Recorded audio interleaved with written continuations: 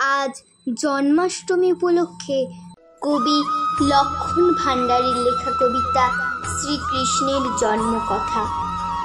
শুভ জন্মাষ্টমী তিথি পূর্ণ শুভক্ষণ, কারাগারে জন্মালেন দেবকী নন্দন। যমুনার ওপারেতে নন্দের ভবন, পুত্রলয়ে বসুদেব করিল গমন।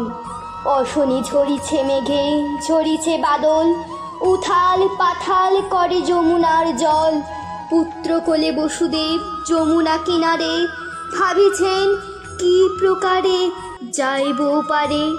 শৃগালে দেখায় পথ অন্ধকার রাতে, বসুদেব চলিলেন তার সাথে সাথে। বাসকি বিস্তারি ফনা ছত্র ধরে শিরে, কৃষ্ণ কোলে বসুদেব চলেন ধীরে ধীরে।